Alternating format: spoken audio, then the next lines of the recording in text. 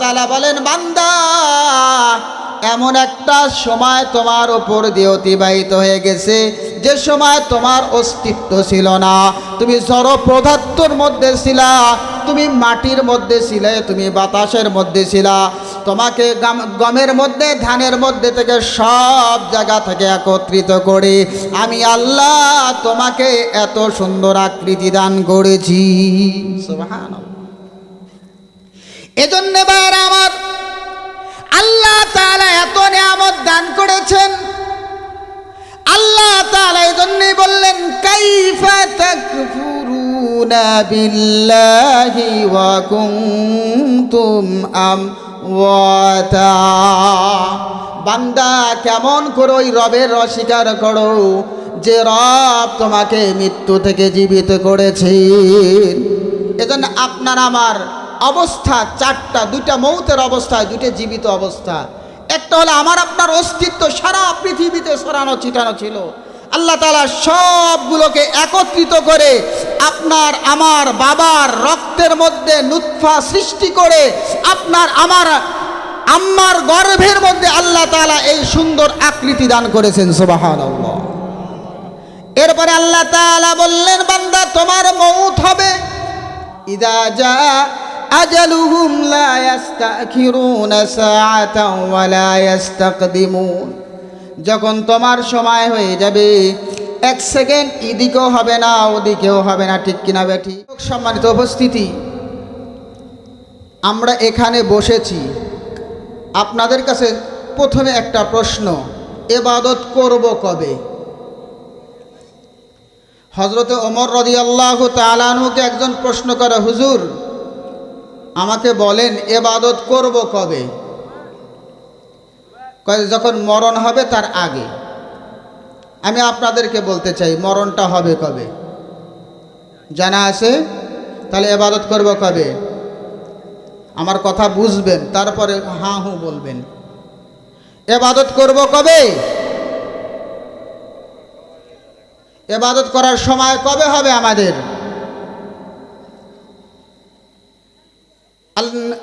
আল্লাহ নবী সাল্লাল্লাহু আলাইহি ওয়াসাল্লাম হাদিসের মধ্যে বলেন, ইউজাউ ইবনে আদম ইয়াউমাল কিয়ামাতি কাআন্নাকা বাজাজুন।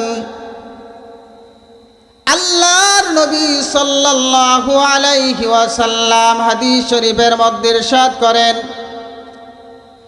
সমস্ত কিয়ামতের ময়দানে সমস্ত মানুষ আল্লাহ তাআলার সামনে এক এক করে সকলকেই আল্লাহর সামনে খাড়া হতে হবে। কার সামনে বলেন তো? যদি কোনো অপরাধী আমাদের আদালতে যাওয়ার পরে এজলাসের সামনে দেখবেন একটা গোল কাঠের সাইড দিয়ে ঘেরা থাকে, ওইখানে একজন আসামিকে দাঁড় করিয়ে দেওয়া হয়। আসামিকে দাঁড় করার পরে ওই আসামিকে যদি জিজ্ঞাসা করা হয় যে তোমার কোন অপরাধের কারণে এখানে তোমাকে দাঁড় করিয়ে দেওয়া হয়েছে, সে বলার আগেই তার শরীরের মধ্যে কম্পন সৃষ্টি হয়, ঠিক না বেঠিক? কারণ তার অবস্থাটা সে নিজেই জানে প্রকৃত অপরাধী কিনা। কিয়ামতের ময়দানে প্রত্যেকটা মানুষকে যখন আল্লাহ তাআলার সামনে দাঁড় করায় দেওয়া হবে, আল্লাহর নবী বলেন, কাআন্নাকা বাজাজুন, যেন নবজাত ছাগলের বাচ্চার মতো। আপনারা নবজাত ছাগলের বাচ্চা চেনেন? ছাগল চিনেন আপনারা? যে বাচ্চা সবেমাত্র ভূমিষ্ঠ হলো, দেখবেন চার পা দিয়ে দাঁড়ানোর জন্য চেষ্টা করে আর মায়ের স্তনে মুখ লাগানোর চেষ্টা করে, কিন্তু বারবার পড়ে যায়, ঠিক না বেঠিক? কিয়ামতের ময়দানে প্রত্যেকটা মানুষের অবস্থা ঠিক এমন হবে, বারবার দাঁড়ানোর চেষ্টা করবে কিন্তু দাঁড়ায় থাকতে পারবে না।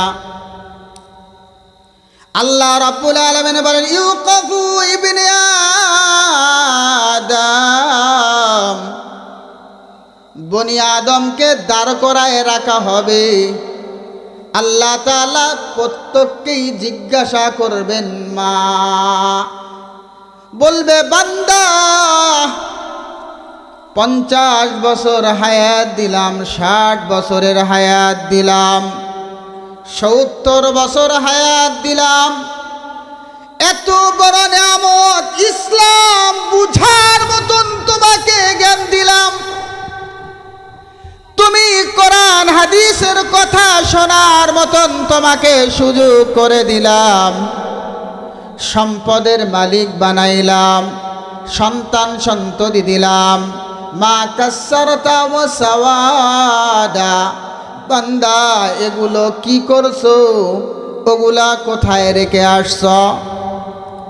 আল্লাহ রাব্বুল আলামিন বান্দারে জিগায়, বান্দা বলে রব্বে কারীম সব তো দুনিয়ায় রেখে আসছি, একটাও তো আনার সুযোগ পাই নাই। কি বলেন, পাওয়া যাবে? সময় পাওয়া যাবে? আপনারা পাবেন।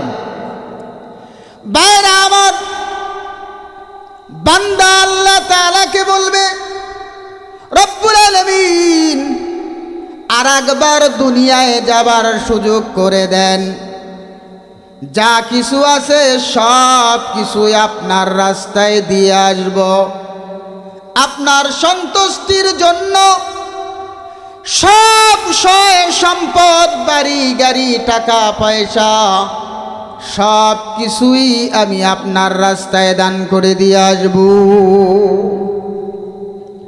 আল্লাহকে সেই সুযোগ দিবে?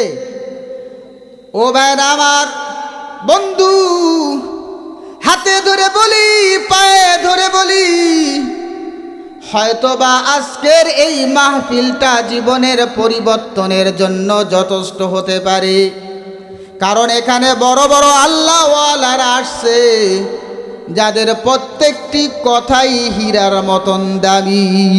ঠিক না বে ঠিক? ভাইরা আমার, এজন্যই সূরাতুল বাকারা থেকে একটি আয়াতে কারিমা তেলাওয়াত করেছি, তিরমিজি শরীফের একটি হাদিসে নববী সাল্লাল্লাহু আলাইহি সাল্লাম পাঠ করেছি। আল্লাহ রাব্বুল আলামিন যদি চান এই অল্প সময়ের মধ্যে এই আয়াত ও হাদিসের মূল কথাটা বলার চেষ্টা করব। ওমা তৌফিকি ইল্লা বিল্লাহ। সম্মানিত হাজিরিন, আল্লাহ তাআলা বলেন কাইফা তাকফুরুনা বিল্লাহ। আল্লাহ প্রশ্ন করে বলেন, আমরাও অনেক সময় প্রশ্ন করে বলি এই কাজটা কেন করো না? ঠিক না বে ঠিক? আসলে তাকে কাজটা করার জন্যই বলা হয়। আল্লাহ তাআলা বান্দাকে প্রশ্নর সুরে বলেন কাইফা তাকফুরুনা বিল্লাহি ওয়া কুনতুম আমওয়াতা। জোরে বলেন আল্লাহু আকবার। আরো জোরে বলেন আল্লাহু আকবার। আপনারা এখানে আছেন? দেখি হাত উঠান তো, কারা কারা আছেন দেখি হাত উঠেন। নারায়ে তাকবীর। কই নাই? আরো জোরে বলেন নারায়ে তাকবীর। হাত নামান। আল্লাহ তাআলা কোরআনে হাকীমের মধ্যে আল্লাহ তাআলা আপনাকে আমাকে ইঙ্গিত করে বলেন কাইফা তাকফুরুনা বিল্লাহ। বান্দা কেমন করে আমি আল্লাহর নাফরমানি করো? কার নাফরমানি?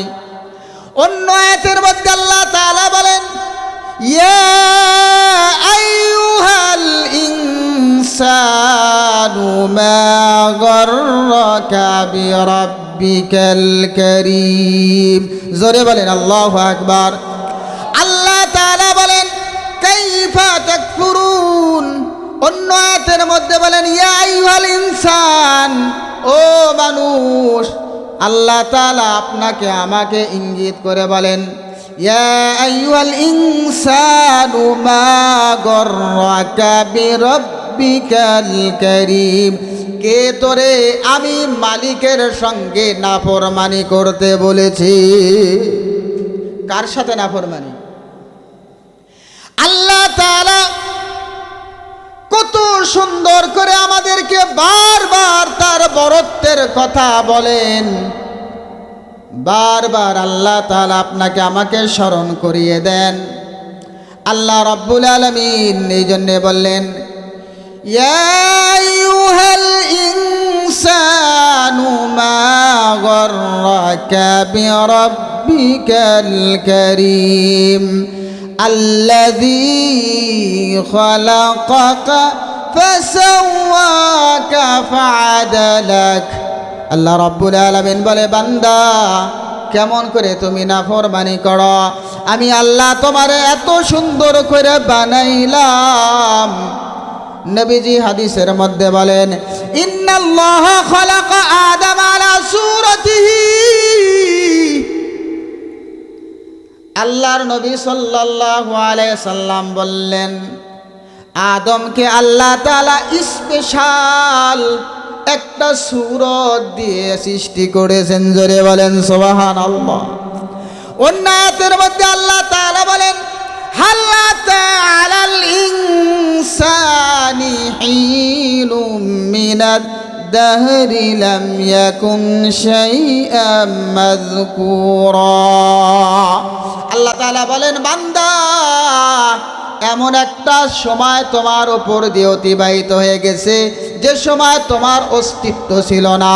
তুমি জড় পদার্থের মধ্যে ছিলা, তুমি মাটির মধ্যে ছিলে, তুমি বাতাসের মধ্যে ছিলা। তোমাকে গমের মধ্যে ধানের মধ্যে থেকে সব জায়গা থেকে একত্রিত করে আমি আল্লাহ তোমাকে এত সুন্দর আকৃতি দান করেছি। সুবহানাল্লাহ। এজন্য ভাইরা আমার, আল্লাহ তাআলা এত নিয়ামত দান করেছেন। আল্লাহ তাআলা এজন্যই বললেন, কাইফা তাকফুরুনা বিল্লাহি ওয়া কুনতুম আমওয়াতা। বান্দা কেমন করে ওই রবের অস্বীকার করো যে রব তোমাকে মৃত্যু থেকে জীবিত করেছেন। এজন্য আপনার আমার অবস্থা চারটা, দুইটা মৌতের অবস্থায়, দুইটা জীবিত অবস্থা। একটা হলো আমার আপনার অস্তিত্ব সারা পৃথিবীতে ছড়ানো ছিটানো ছিল। আল্লাহ তাআলা সবগুলোকে একত্রিত করে আপনার আমার বাবার রক্তের মধ্যে নুতফা সৃষ্টি করে আপনার আমার আম্মার গর্ভের মধ্যে আল্লাহ তাআলা এই সুন্দর আকৃতি দান করেছেন। সুবহানাল্লাহ। এরপরে আল্লাহ তাআলা বললেন, বান্দা তোমার মৌত হবে। ইযা জা আজালুহুম লা ইস্তাখিরুনা সাআতাও ওয়া লা ইস্তাকদিমুন। যখন তোমার সময় হয়ে যাবে, এক সেকেন্ড এদিকেও হবে না ওদিকেও হবে না। ঠিক কিনা বেঠি? আমি একটা উদাহরণ দিয়ে আমি হাদিসের অর্থ বলে শেষ করব, যেহেতু সময় নেই। আপনারা এই এলাকার মনে করেন উদাহরণ, এই এলাকার একটা নিয়ম হলো একজনকে নেতা বানাবো আমরা। সেই নেতাকে 10 বছরের জন্য এই এলাকার যত সয় সম্পদ আসবে সবগুলো তাকে দিয়ে দেওয়া হবে। সে ইচ্ছা মতন খরচ করার পরে 10 বছর পরে তাকে নিয়ে যে এমন এক জঙ্গলে নির্বাসন দেওয়া হবে যেখানে বাঘ ভাল্লুকের বসবাস। আমি আপনাদের কাছে জানতে চাই, যদি এরকম নিয়ম হয় আপনারা কয়জন এরকম নেতা হতে চান? 10 বছরের রাজত্ব করার পরে আপনাকে নিয়ে যে জঙ্গলে নির্বাসন দেওয়া হবে যেখানে বাঘ ভাল্লুকের বসবাস, আপনারা কয়জন রাজি হবেন? থানবী রহমতুল্লাহি আলাই কিতাবের মধ্যে লেখেন, ওয়াকিয়াতটা নিয়ে আসছেন। বাইরে আমার, এই এলাকার প্রত্যেকটা মানুষ সবাই চিন্তা করতে লাগলেন, 10 বছরের স্বাধীনতা আমাকে দেওয়া হবে, 10 বছর পরে আমাকে যেহেতু নির্বাসন দেওয়া হবে, এ পদের আমার কোনো দায়িত্ব দরকার নাই। সবাই নিশ্চুপ হয়ে আছে, কেউ রাজি হয় না। হঠাৎ করে পিছন দিক থেকে একজন হাত তুলে বললেন, যেহেতু কেউ রাজি হয় না আমি রাজি হয়ে গেলাম। 10 বছর পর্যন্ত আল্লাহর বান্দা এলাকার সমস্ত সয় সম্পদ ব্যবহার করলেন। 10 বছর হয়ে গেল, সবাই তাকে সুন্দর করে কাপড় পরাইয়া, দামি দামি সুরমা আতর লাগাইয়া, সাদা গাধার পিঠে উঠাইয়া আল্লাহর বান্দাকে নির্বাসন দিয়ে দেওয়া হলো। 1 জন 2 জন 3 জন করে অতিবাহিত হতে লাগলো।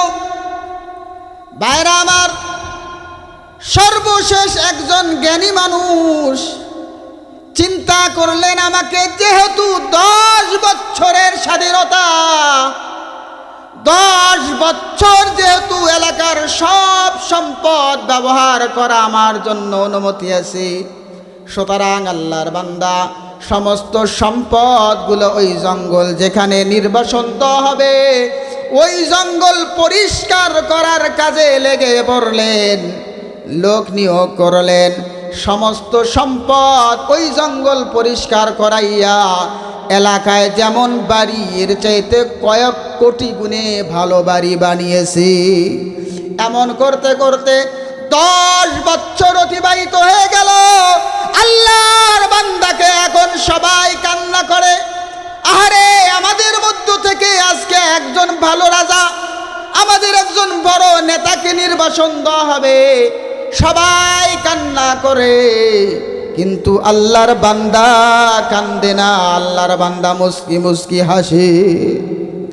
ভাইরা আমার, এবার আল্লাহর বান্দা গাধার পিঠের উপর চড়ার পরে কোন একজন জিজ্ঞাসা করে, এখন আপনার অবস্থাটা কেমন? ও ভাই, সবাই ইতিপূর্বে সবাইকেই দেখেছি কান্না করতে করতে যেতে, একমাত্র আপনাকে দেখলাম হেসে হেসে আপনি যান, কারণ কি? যদি কারণটা একটু বলে দেন তাহলে আমার জন্য বড় ভালো হয়। এবার কানে কানে আল্লাহর বান্দা বলে, ও আল্লাহর বান্দা, এলাকাবাসী আমাকে 10 বছরের স্বাধীনতা দিয়েছে, সমস্ত সম্পদগুলো ব্যবহার করার অনুমতি দিয়েছেন।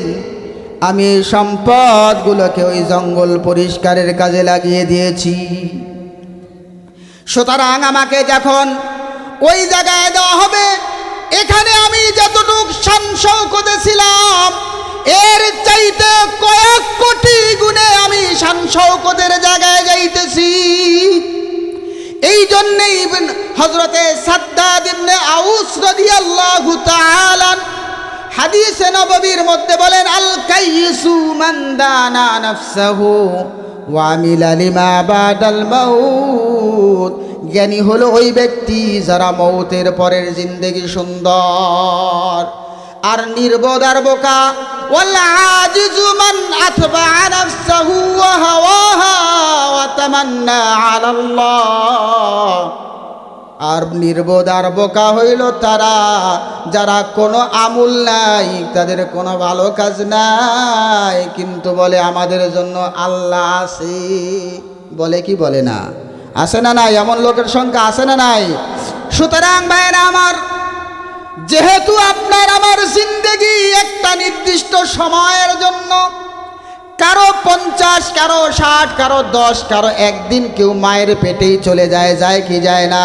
সুতরাং এই জন্যে প্রথম প্রশ্ন ছিল আপনাদেরকে, ইবাদত করব কবে? ইবাদত করব কবে? কথা বলেন না, কবে? নামাজ পড়ব কবে? রোজা রাখবো কবে? যাকাত কবে দেব? কোরআন অপমানের জন্য রক্ত কবে রাস্তায়, আল্লাহর রাস্তায় বিলীন করব? ভাইরা আমার, শ্রদ্ধেয় ভাই সাহেব আসছেন, জামি সাহেব, যে আলোচনা করতে চাচ্ছিলাম, যতটুক আল্লাহ তাআলা আমার জবান দিয়ে বলারেছেন, প্রত্যেকটা কথাকে আল্লাহ তাআলা আমাদের সকলকে বুঝার তৌফিক দান করে, বলেন আমিন। ওয়া আখির দাওয়ানা আনিল হামদুলিল্লাহি রাব্বিল আলামিন।